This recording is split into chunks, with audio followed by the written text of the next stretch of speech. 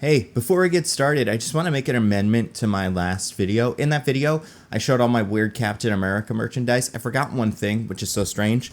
I have this book that I got at New York Comic Con that's a replica of the book that Zemo uses to mind control Bucky.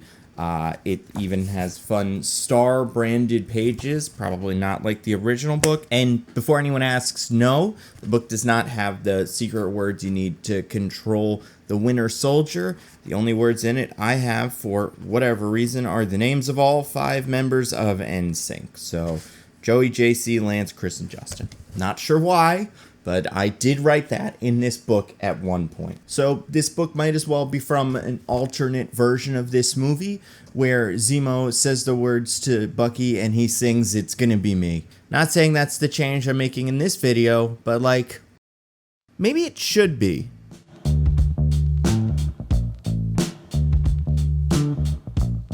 In the last video, I talked about why I love Captain America the Winter Soldier, but find it a little bit lacking. And in the beginning, I talked about why I believe it is honestly one of my favorite Marvel Cinematic Universe movies.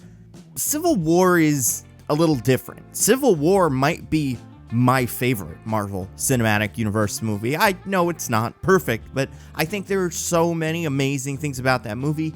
The writing, the humor, the big moments where Ant-Man turns giant, and then you have all the smaller little moments where characters that haven't really met or spoken before are talking, and that's a lot of fun. That is one of my favorite parts of the Marvel Cinematic Universe, and Civil War, more than Avengers Age of Ultron for sure, felt like a big comic book movie where these larger-than-life characters were all colliding. It is without a doubt the Marvel Cinematic Universe movie I've seen the most.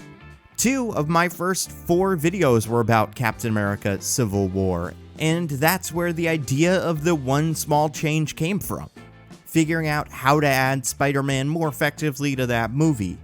And even the Sharon Carter theory, that theory is really an exploration of what one small change to Captain America Civil War would have looked like if Sharon Carter was a secret Hydra sleeper agent. So I mean, really, this started there. I really, really love that movie. And when I praise Captain America Civil War, one of the things that usually comes up is how much I enjoyed Daniel Bruhl's performance as Zemo, the film's villain. And if you've seen the movie, it's clear why Zemo is so affected.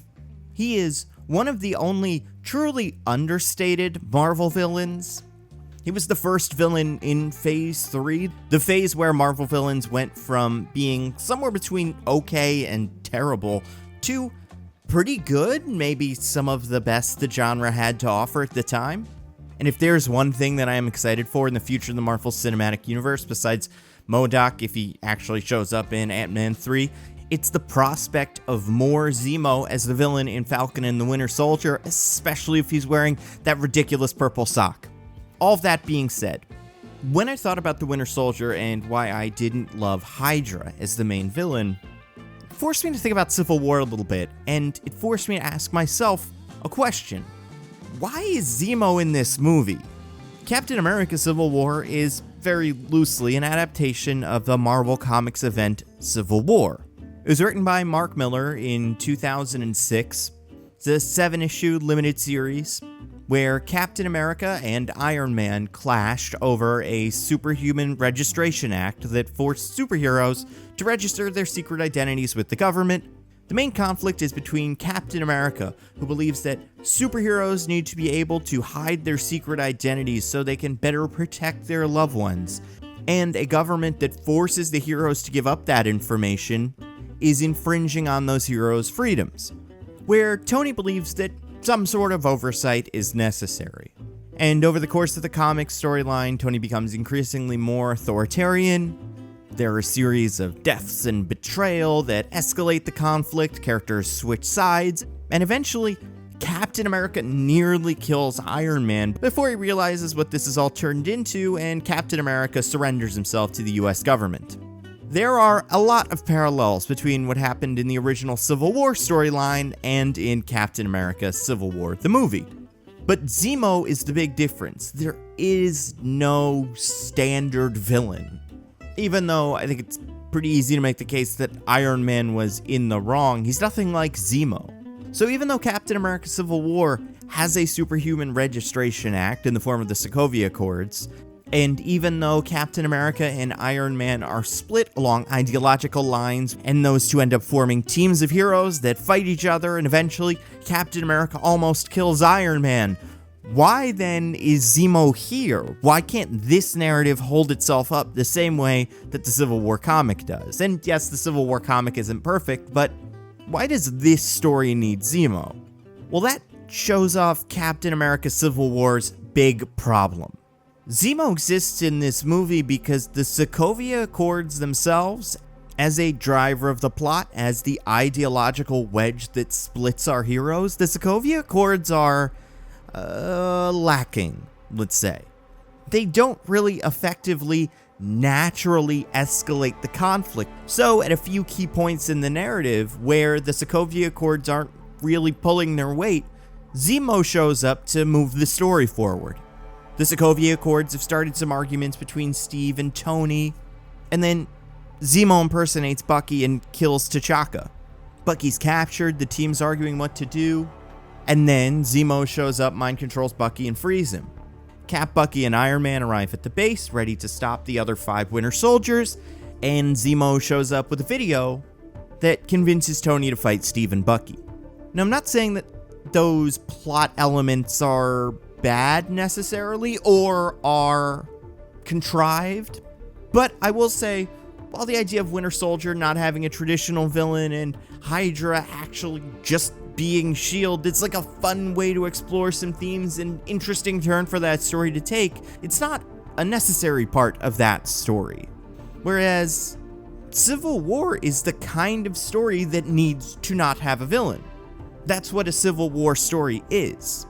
Conflicting ideologies, splitting our heroes apart, and forcing them to fight each other. That is why that comic storyline works. So if you're going to adapt it, why bother with a villain? I'm not saying that Zemo is a bad character or anything, but I believe that the idea of a traditional villain in this story is less interesting to me. A more interesting story is the one where our heroes are both kind of in the right, and all of the conflict is derived from their differing ideologies. But okay, let's say there is a story like that. Civil War works that way. Who is the antagonist? Well, if Cap is the protagonist, which I think is a fair assumption to make considering his name is in the title, Tony's an antagonist, Ross is an antagonist, T'Challa is an antagonist. There's plenty of antagonists in this story already. We don't need Zemo. But then what do you change about the story? Well, the initial problem, at least in my opinion, is that the Accords aren't interesting. So I think if I could make one small change to Captain America Civil War, it would be this. While the Sokovia Accords would primarily regulate the activities of enhanced individuals, that wouldn't be all they would do. What else would the Sokovia Accords cover? I'll explain. And to do that, I want to walk through an alternate version of Civil War, one where this change exists, and one without a Zemo, but one that maintains pretty much everything else that already exists in this movie. This change has some big ramifications, but honestly, you can keep almost everything that works about Civil War besides Zemo. And when I'm done, I think you'll see not only why I believe this version of the movie is more true to the comic that inspired it, but why I think it tells a more interesting story. So the beginning of the movie can stay largely the same. Your cold open, ordinary world, inciting incident, all that fun Act 1 stuff can pretty much remain unchanged. There was an altercation involving Crossbones, and at the end of the scene you have what is known as the Inciting Incident, the thing that sets the plot in motion, the big change. And that is the disaster where Wanda attempts to contain an exploding Crossbones, but ends up actually just lifting the explosion into the air, and it damages a nearby building, killing some civilians. This leads to the creation of the Sokovia Accords, a group of laws created by the United Nations that govern metahumans. And we have the same problem. Steve does not trust the Accords. More or less the same reasons why he wants to maintain control over the team, doesn't want them sent somewhere they're not supposed to go, or not able to be sent somewhere they need to go. Also, I don't think this is brought up really, but Steve has all of the reason on earth to distrust the government after Winter Soldier. Like, not to nitpick, not unlike my podcast, Mostly Nitpicking, please subscribe, but I think it's crazy that nowhere in this argument does anyone bring up the fact that 2 or 3 years ago, the super spy intelligence organization in the US government was revealed to have been run by Hydra, the evil Nazi deep science division. So, like, I don't know why we would assume that governments are still trustworthy, considering the government we were a part of, the one that Captain America was taking orders from, was filled with Nazis. But anyway, so Steve originally refuses the call, which in this case means he sides with the Accords. Not wholeheartedly or anything like that, just says, I guess this is what's going to happen. Tony's making some decent arguments, and in reality, the Accords aren't that big of a deal. And to be fair, in the Marvel Cinematic Universe, the Accords are not that big of a deal. They're not a particularly effective motivator of the plot in this story, and they're dropped almost immediately in the future. Like, Spider-Man operates within the Accords, but once he stops Vulture, he isn't taken to jail. Before Tony goes to fight Cull Obsidian and Ebony Maw in New York City in the beginning of Avengers Infinity War, he doesn't call the United Nations to get permission. I like the idea in theory, but in practice, I never thought the Accords had as much of an impact on the Marvel Cinematic Universe as maybe they should. But at least at this point, Steve realizes arguing against the Accords is probably more trouble than it's worth. But then, at the end of Act 1, we have our meeting with the Mentor. The meeting with the Mentor is part of the hero's journey, popularized by Joseph Campbell. Some good examples are Obi-Wan Kenobi showing up in the beginning of A New Hope, or Gandalf showing up in the beginning of The Fellowship of the Ring. A wise character gives our heroes some advice that will eventually convince them to take on the problem and move into Act 2. And Civil War does this as well, and I think it's very clever. Our meeting with the Mentor will be Peggy's death. Same thing, funeral advice coming from Sharon in the form of the eulogy, in the form of the Civil War quote from the comics. That's actually a quote from Mark Twain about planting yourself and telling everyone, no, you move. But we're going to use this moment to introduce another ally in Sharon Carter, and she can give us some new information. Because in this movie, we don't have Zemo. And Bucky is not still a super soldier, so there's not going to be any assassination of T'Chaka. Instead, the Accords are going to drive the story forward. In traditional story structure, there are 3 plot points that change the direction of the story.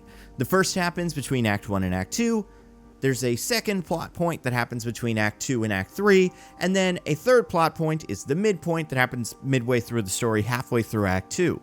The strange thing about the original Civil War is, even though, by all accounts, this story is about the Sokovia Accords and how that is forming this deep rift between Cap and Tony, none of those 3 plot points that I mentioned are related to the Accords really at all. They're all Zemo moments.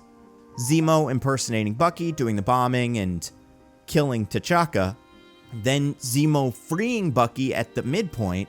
And then, to move the story into Act 3, Tony gets the revelation that Zemo was actually behind Bucky's breakout, and almost everything that Bucky and Steve have been saying so far has been true. It's almost like this movie knows that for it to be a movie about Civil War, it has to be Iron Man and Captain America disagree about a superhuman law. But the script can't figure out any interesting plot points to actually push the movie forward, so it just has Zemo come in and do a Zemo. There's really no good way to end Act 1. Ooh, Baron Zemo gets everyone doing something. Oh, everything's kind of stalled because the Superhuman Registration Act, everyone's fighting about it, but it doesn't really apply to the situation right now. Whoop, Zemo got Bucky free, and now Bucky's on a rampage. Oh, it seems like Steve and Bucky are going to find the Hydra base, stop all the other Winter Soldiers. Nope, here comes Zemo with more plot so that Iron Man can be involved. It's not just that it's too convenient, but it works against what I believe is the more interesting part of this movie, which is the Accords. Instead of forcing the Accords to stand on their own and create the conflict in this movie, when the Accords aren't able to move the story forward, Zemo just does it. So that's not what's happening here. Sharon gives the eulogy, and after the funeral, she gets a drink with Steve. And she is going to introduce some new information. She's going to tell Steve that he hasn't realized this yet, But the Accords put Bucky in more danger. See, this UN agreement gives world leaders more authority to hunt down superhumans in violation of the Accords.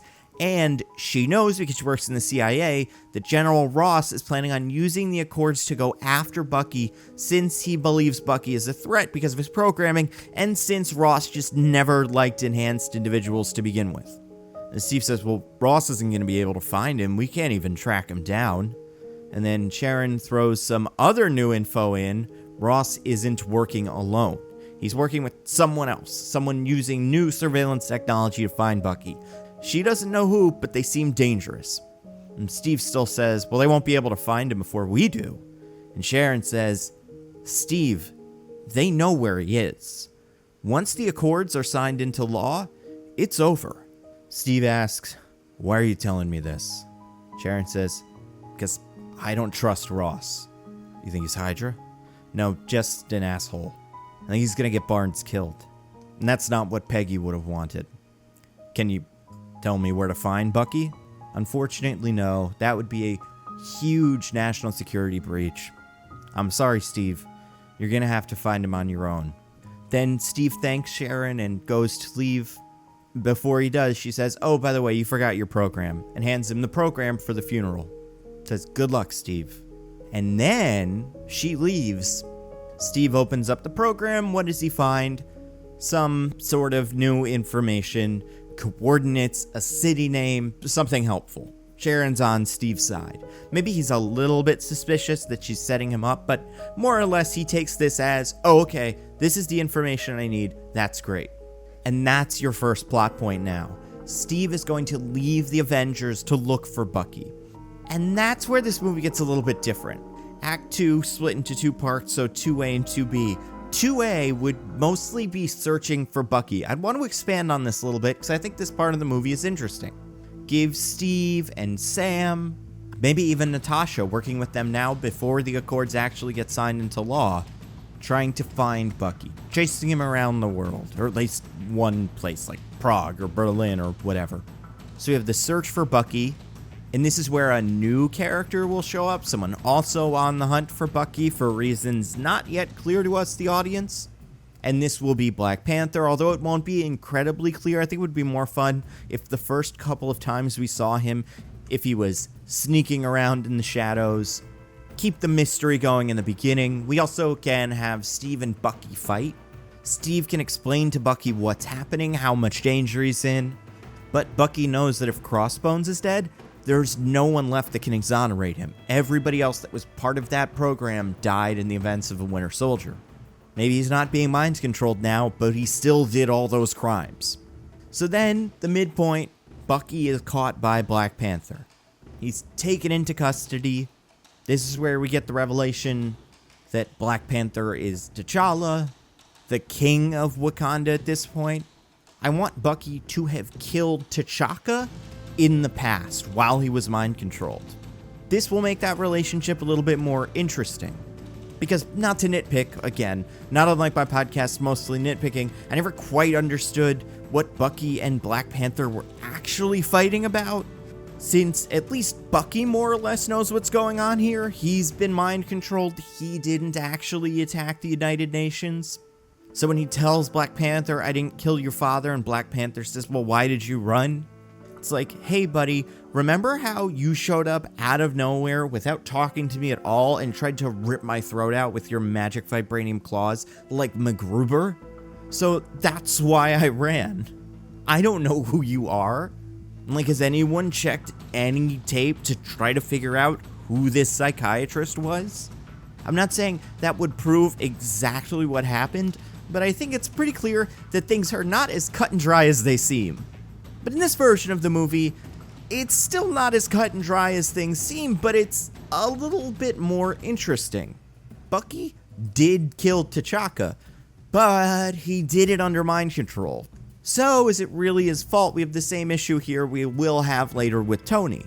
And now we're in Act 2B, so this is where things get serious, and we will learn that Bucky is getting extradited to Wakanda to answer for killing the king, which will almost certainly end in his death. And another new thing about the Sokovia Accords, something I really think would have been interesting to put into this movie, the Sokovia Accords are surprisingly not very lenient when it comes to mind control. In Civil War, the comic, the conflict was about superhuman registration. Should heroes wear masks? Should they be controlled by the government? But in the Marvel Cinematic Universe, that issue doesn't really exist. Besides Spider-Man and kind of Ant-Man, there aren't really very many vigilantes, especially if you don't count any of the Marvel Netflix stuff. Everyone is a public figure. They have action figures. So registering for that reason isn't super interesting. And then the government thing, yeah, the Avengers don't work directly for the government, but they work pretty closely with the government. And every time they've made a decision against the government, it's been the right decision. Either Hydra has taken over S.H.I.E.L.D. or the vice president was working with the villain to execute the president. I don't feel like the Marvel Cinematic Universe can honestly say one of the core conflicts for superheroes is how they interact with the government, because how they interact with the government is the government does a bad thing and then they tell them to stop. The government's gonna shoot New York with a nuke and then they stop them. Granted, that's the World Security Council, but still like a governing organization. However, I think there is an interesting thing in the Marvel Cinematic Universe that we've never really litigated, never really thought through completely, which is mind control. Several main characters have either been completely mind controlled, partially mind controlled, or suggested or influenced in some way. And many of them have taken action under some sort of superhuman influence that has ended with property being destroyed or people being killed. Hawkeye and everyone that was taken over by Loki. There was even an interesting scene in Avengers 1 that got cut, where Hawkeye and Loki were talking about exactly how the mind control worked. Was there some Hawkeye that was still making it through? That's why Selvig was able to build the backdoor into the machine that created the portal using the Cosmic Cube. Then you've got Wanda in Avengers Age of Ultron influencing all of the heroes. Is it Hulk's fault that he went Hulk, since she's the one that made him go Hulk? How much control was Banner in at any point during the fight in South Africa? And then the most interesting case when it comes to mind control, Bucky, a character who has carried out multiple high-level assassinations under mind control, who is now, at least mostly, not under mind control anymore. Should he stand for those crimes? So that can be the other thing that the Sokovia Accords change. They're an attempt to codify some sort of law associated with mind control. And at this point in the story, Clint has already gone straight, kind of served his time, and now he's retired, so no one's really on his case about what happened in the original Avengers movie. And Tony and Banner have already taken lots of heat for everything they did under Scarlet Witch's influence during Age of Ultron, so that leaves Bucky now. And it seems like this new antagonist, T'Challa, has a real case against Bucky, and if he is able to extradite Bucky to Wakanda, Bucky will stand trial for the murder of the king, and based on the Sokovia Accords, there's a very good chance he will be executed, and there's really nothing Steve can do about it. Doesn't matter whether Steve signs the Accords or doesn't sign the Accords. They're now ratified, and Bucky is going to be extradited. And this is where things get worse. So now we're already seeing how some of the big changes are going to factor in. In this story, there is no Zemo to break Bucky out of prison. That is up to Steve. And in this moment, Steve is really conflicted because he doesn't know what he's supposed to do. It's not about whether he needs to fight super soldiers, and it's not about whether his friend is currently being mind controlled by some Sokovian military leader with a grudge. He's worried that his friend is going to face consequences, and there's not a whole lot he can do about it. Besides completely breaking the law, throwing away everything that he's worked for with the Avengers to rescue Bucky. And that's your airport fight. Bucky is still imprisoned and he is being transported to a plane where he will be taken to Wakanda and Steve will not see him again. So Steve has to attack the convoy and try to rescue Bucky. A lot like that scene in Deadpool 2. And everything that happens at the convoy will end at the airport. And Cap will still recruit his friends who are loyal to him. Instead of having Bucky be part of the fight, the sixth member of the team can be Sharon Carter. At this point in the story, she gives Cap and Falcon their gear back anyway, so in for a penny, in for a pound. You're trying to save someone who I'm sure your great aunt was at least kind of friends with during World War II. And to circle back to my fourth video ever about Spider-Man, I do think this should take place in New York. I think the fight should end at JFK, and I think Spider-Man should show up at the airport fight organically because something is happening in New York City, and that's what Spider-Man does. There's some sort of fight going on between Iron Man and Captain America over this convoy. Spider-Man can show up and help Iron Man because he likes Iron Man. That's fine. But I have made a whole video on this. I think it's weird that Tony recruits Spider-Man, and I think it's weird that Spider-Man goes with it. I like the dynamic of that fight a lot more. If Spider-Man is trying to prove himself to Iron Man, but Iron Man is trying to kind of distance himself from this kid who's not really supposed to be here. And then you've got your second plot point, the one that separates Act 2 and Act 3. Bucky is rescued from the convoy by Captain America before T'Challa is able to extradite him to Wakanda. But many members of the team are captured, and Rhodey is accidentally paralyzed by Vision. Act 3 can be pretty similar. Steve and Bucky can go to find the book. They need to find some sort of specific evidence that proves that Bucky was under mind control, so that maybe they can clear his name. They can go back to the Siberia base where he was held. Tony follows him. And at the base, Tony can stumble upon the information that Bucky was responsible for killing Tony's parents. Even though, honestly, as much as I like the parents stuff, Tony can want to kill Bucky because of what happened to Rhodes. Like, we have a big, serious moment, and at this point, Tony can say, I don't care what you did in the past under mind control. What you did in the present led to my friend being paralyzed. But if you really want the revelation with the parents, Bucky can have killed the parents too. And that's pretty much it. This movie is very, very similar to the original Civil War. Most of the big action beats and story beats are still there. But if you're able to focus the Sokovia Accords into something that actually creates interesting antagonists that drive the plot forward, you don't need Zemo. And even though I really like the character, I think Zemo was a really effective bad guy. I think the Civil War story works best when there is no bad guy.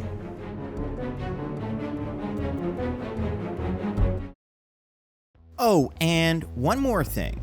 By now, you have definitely heard me talk about Nebula. It is an amazing subscription streaming service made by myself, a bunch of other top educational creators on YouTube, channels you've probably heard of, Patrick Willems, Lindsay Ellis. On Nebula, you can watch our videos without ads, support the creators you like, and watch Nebula original videos that exist only on Nebula. Like, I've made 2 Nebula exclusive videos in the working title series where I talk about why One Punch Man and the Watchmen HBO show have 2 of my favorite title sequences from the last 10 years. So if you want more content from me and a bunch of other creators you already like, you should definitely check out Nebula. You're also probably familiar with CuriosityStream. It is a terrific subscription streaming service devoted to nonfiction programming, documentaries, things like that. CuriosityStream and Nebula have teamed up and they have created a bundle.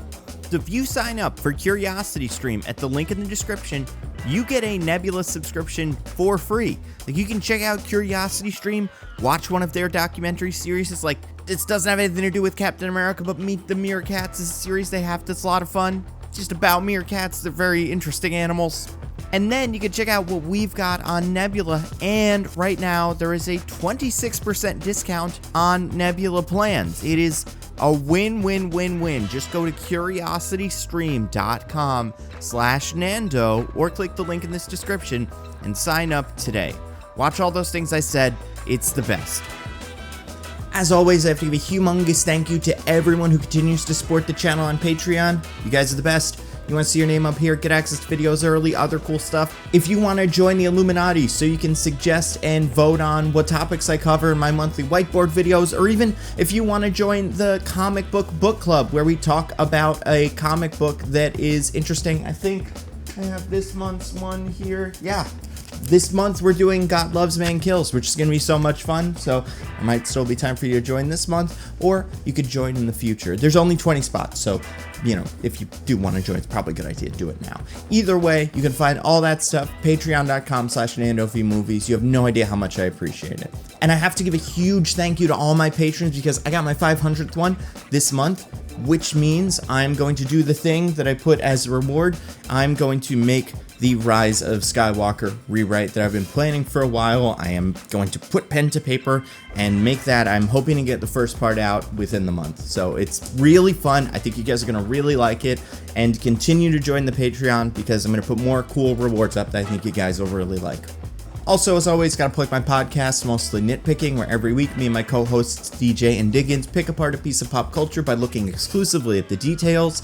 We are going to talk about Mac and Me for some reason in a future episode of the podcast. I suggested it, and in case you don't know, it's this weird E.T. ripoff sponsored by McDonald's for some reason. It's truly very, very, very strange. It's the clip that Paul Rudd always brings to Conan O'Brien. So if you want to hear people talk about that, you can find us wherever you listen to your podcast. We are at Nitpicking Pod on Twitter. Last thing, follow me on Twitter, Instagram, TikTok, all that stuff. I'm NandoVMovies on all of those platforms. Also, I'm really excited about this. We're going to run our first fan fiction contest centered around the Marvel What If show. It's going to be on the NandoVMovies Discord server, which you can find the links to in this video description, and I believe in most of my video descriptions. Give that a look. It's a lot of fun. There's going to be more information about it on the server. And a tease for a future video is Fantastic Four. I'm making a Fantastic Four video. That's all I'll say right now, but it is a lot of fun. That's all I got. I'll see you next time.